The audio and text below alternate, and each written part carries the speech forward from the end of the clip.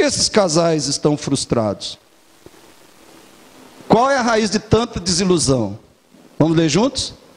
O pecado, essencialmente, egoísmo. Pessoas centradas em si mesmas. Em todo casamento, o romance se transforma em amor maduro, o egoísmo aprisionador. Vamos ler de novo essa frase, eu espero que você grave no coração.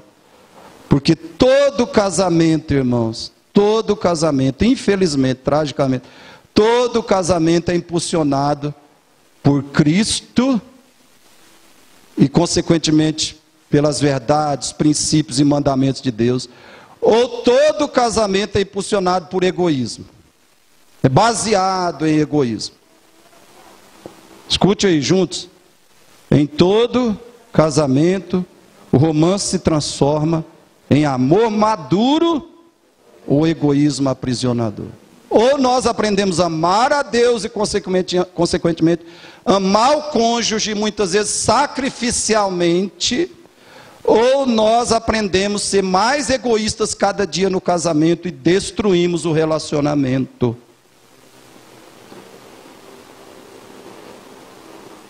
Quais são as perspectivas da psicologia sobre isso? Escute bem.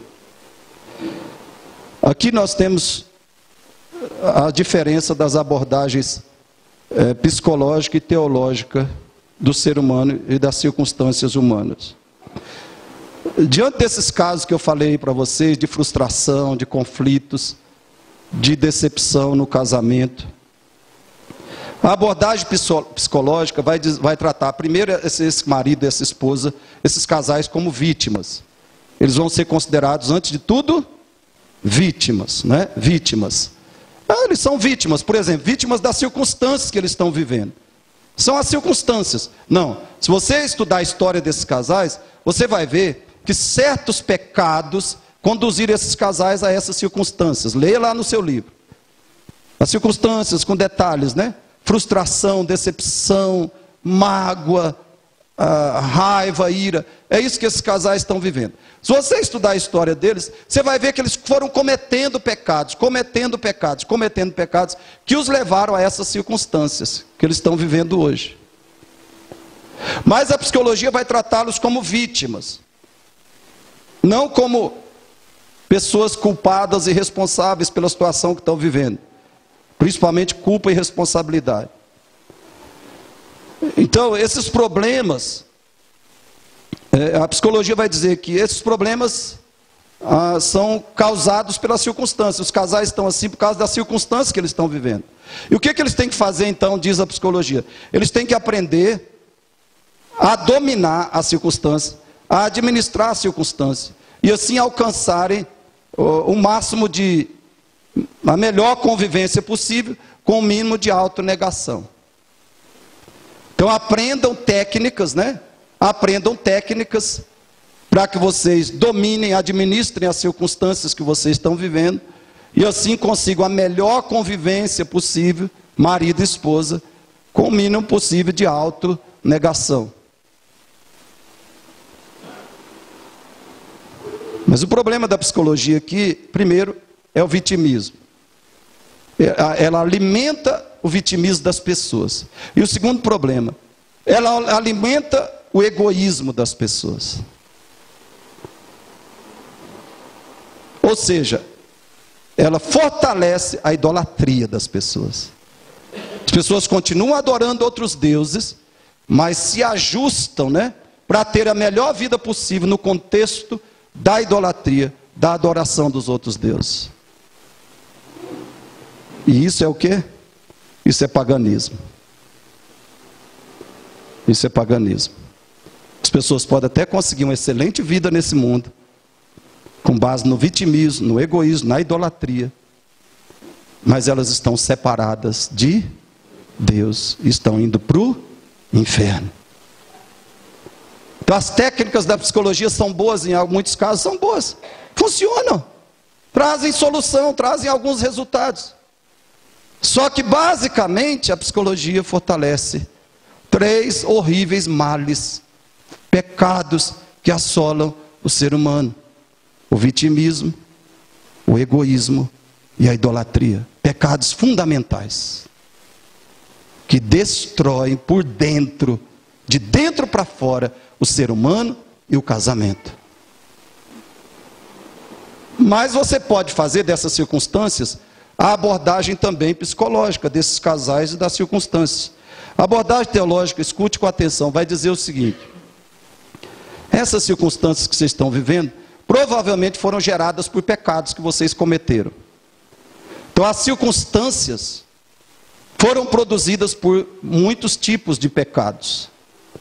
Por isso vocês estão tão frustrados, decepcionados, infelizes no casamento. A origem são pecados que vocês foram cometendo desde o dia que se casaram.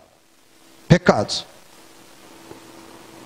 Agora essas circunstâncias geradas por pecados ressaltam o egoísmo que já existia nos seus corações. Por que que antes de casar, o casal é uma maravilha, né?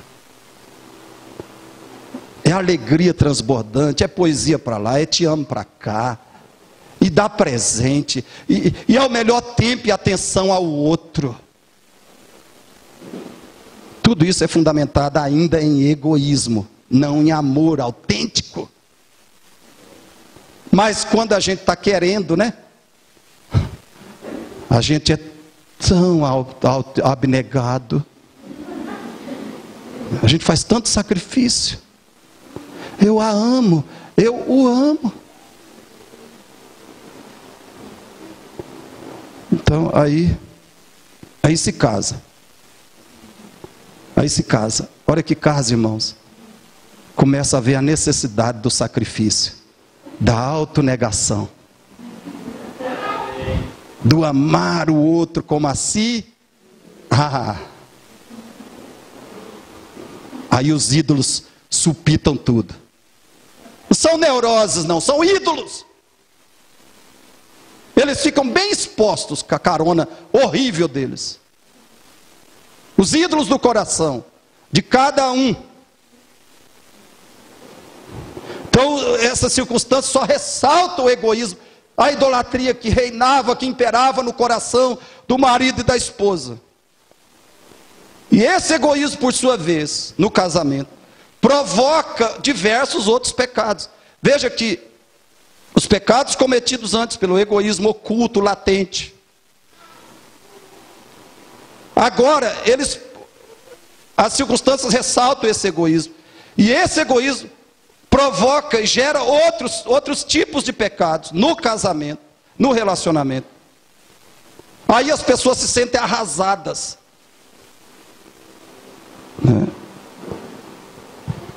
Como é que as circunstâncias, escute, como é que as circunstâncias, o egoísmo e os pecados que ele gera são resolvidos, podem ser resolvidos teológica e biblicamente? Primeiro, arrependimento. Mas para que haja arrependimento tem que haver quebrantamento. Se não houver quebrantamento, não haverá. Enquanto você continuar com o seu coração endurecido, você não vai se arrepender. Se você não se arrepender, você não vai mudar. Tem que haver quebrantamento, aí tem que haver arrependimento. Essa é a solução bíblica, teológica, real, fundamental, não enganosa, não maligna, não satânica. Tem que haver quebrantamento, arrependimento. Depois de arrependimento tem que haver Olha lá no livro, o primeiro princípio que ele coloca em cada final de capítulo, você resolve o problema de casamento é com confissão e perdão. Confissão e... Mas para isso tem que haver quebrantamento, arrependimento, tem que haver reconhecimento de pecado. E quem é que quer reconhecer pecado hoje? São raros os seres humanos. Querem dizer, eu pequei, eu estou pecando contra o meu marido e a minha esposa, estou pecando. Eu tenho que me humilhar, eu tenho que me arrepender, eu tenho que confessar, eu tenho que vencer esse pecado, eu tenho que abandonar esse pecado em nome de Jesus. São poucos que estão dispostos a isso. E aí, depois da confissão a Deus e ao cônjuge, e o pedido de perdão de coração em relação aos pecados específicos, tem que haver negação. Em todo o processo aqui, desde o quebrantamento, já tem que haver a Bíblia diz, negue-se a si e siga-me. Se você seguir a psicologia, você vai amar a si, nunca negar a si. Até porque a psicologia hoje dentro da igreja está ensinando o quê? Os pregadores estão deixando a Bíblia de lado e ensinando, pregando psicologia. Ame a si mesmo. Sabe qual é o seu problema? É que você não tem amor próprio. Irmão, sabe o que a Bíblia diz? É que nós temos amor próprio demais. E essa é toda a nossa tragédia. Todo mundo, automática, naturalmente tem amor próprio demais. Autoestima demais. Amor próprio e autoestima são a mesma porqueira. Demais, demais, demais. Todos nós extravasamos a autoestima, amor próprio. Amamos, idolatramos a nós mesmos. E tem que haver autonegação. Se não houver, não vai haver solução. Não vai haver saída. Autonegação. E daí como é que os problemas são resolvidos? Tanto as circunstâncias como o egoísmo, como os pecados que eles geram, tanto e também a idolatria. Como é que são resolvidos? Sabedoria bíblica. Você tem que conhecer a palavra de Deus. Quanto ao seu casamento, seu marido, sua esposa. Conhecer a palavra de Deus e obedecer a palavra de Deus. Aí você vai entender biblicamente as suas circunstâncias. O que levou você e seu marido a essas circunstâncias?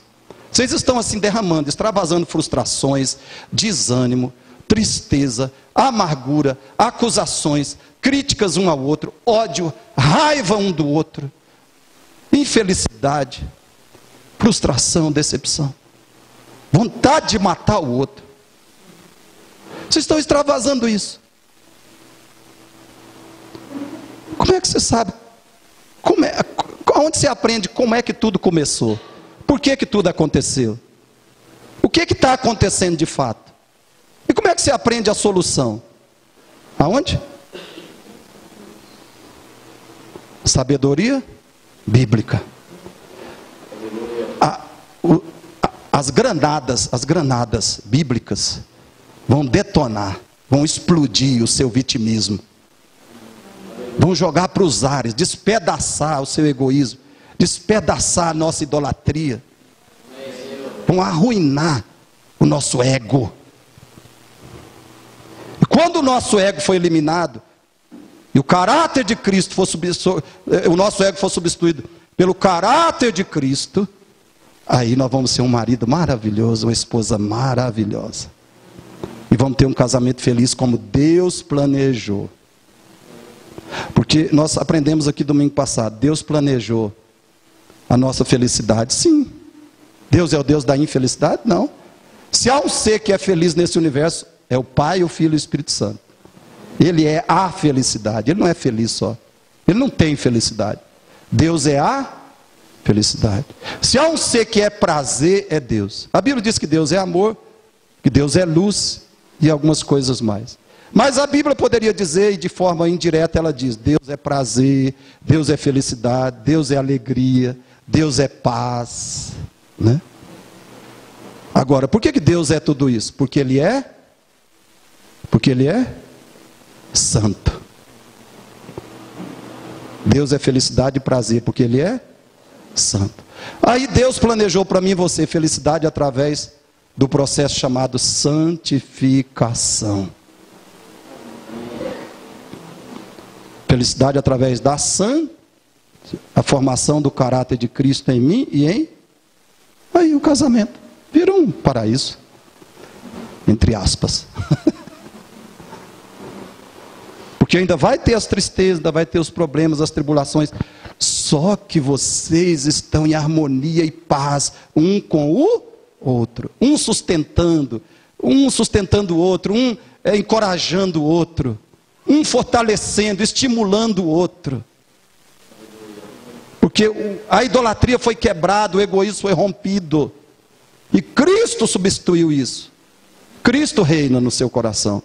Cristo reina no seu casamento. Então quando surge o problema, você confia em Deus, você ora, você dialoga, você pede perdão, você perdoa. Você toma providências para não agir mais dessa maneira, não falar mais dessa forma. Aí, o casamento vira uma paz. Vamos juntos?